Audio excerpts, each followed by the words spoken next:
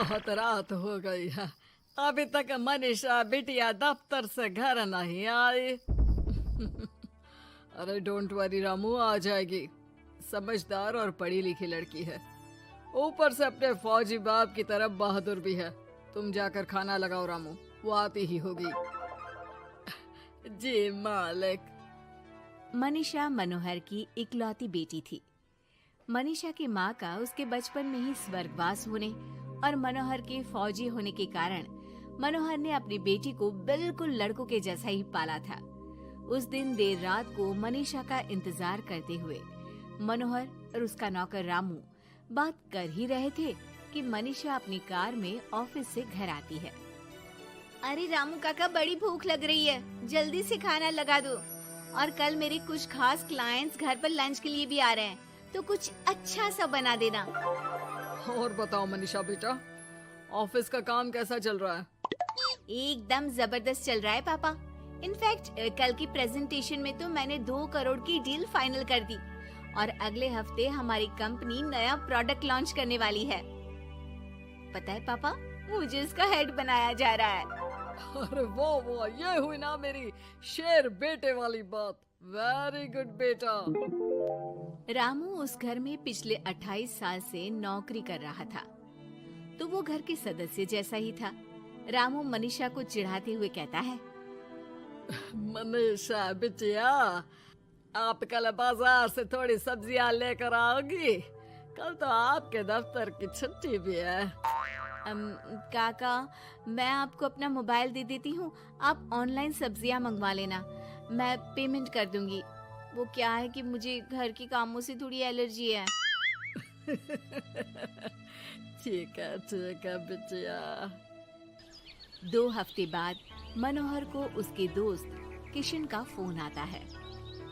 अरे मनोहर, हमारी मनीषा बेटी के लिए एक बहुत अच्छा रिश्ता आया है।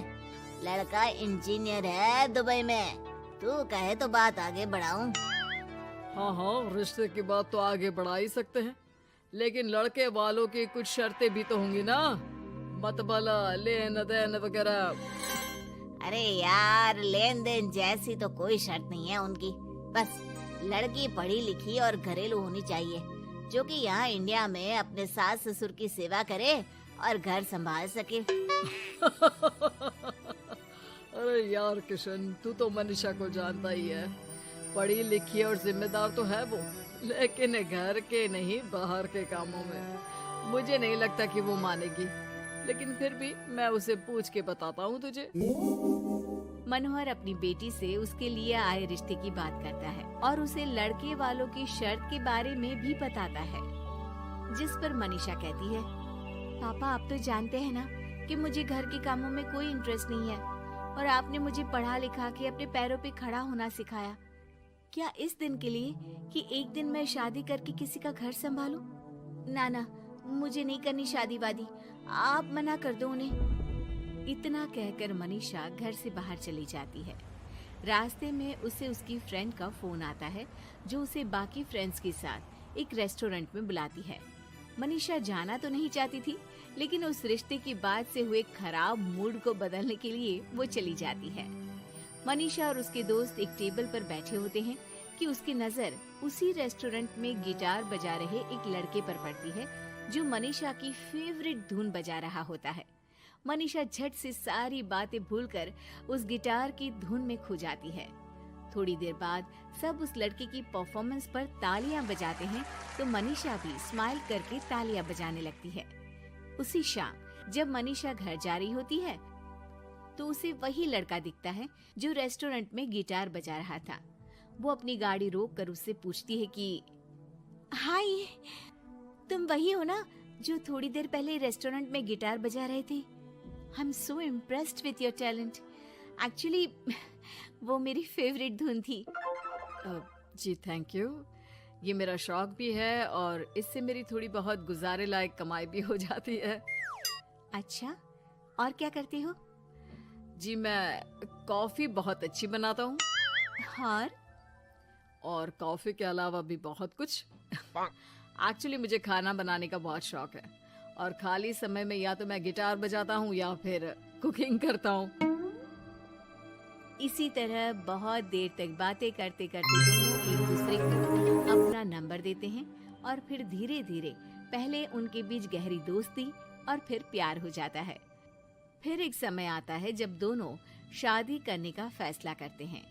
मनीषा अपने पापा को गौतम के बारे में सब बताती है। मनोहर को गौतम बहुत अच्छा तो नहीं लगता, लेकिन अपनी इकलौती बेटी की खुशी के लिए वो हाँ कह देते हैं। दोनों की शादी हो जाती है और एक दिन अरे गौतम बेटा, क्या बात है, बहू रानी तो आते ही दफ्तर जाने लगी। सुबह जाती है, देर रात को आती है, और तू घर पे रहता है, तो घर भी तुझे ही तो संभालना पड़ता होगा ना अभी।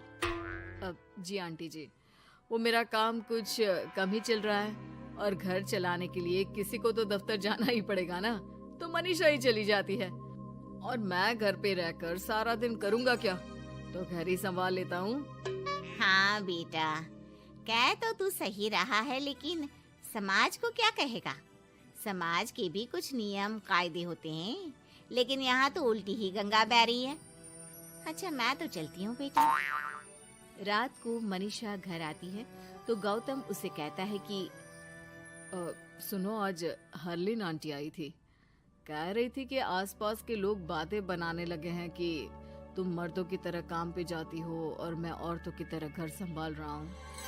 हाँ, पर तुम तो जानती ही हो ना कि मैं शादी से पहले से जॉब कर रही हूँ, तो फिर अब अचानक से मैं खुद को कैसे बदलूं?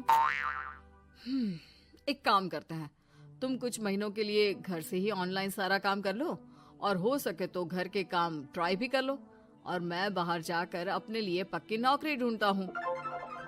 मनीषा मान जाती है और फिर शुरू होती है उनकी नई दिनचर्या। ये लो गौतम, तुम्हारा नाश्ता, चाय और टोस्ट। ये टोस्ट है या किसी नक्शे का काला प्रिंट आउट?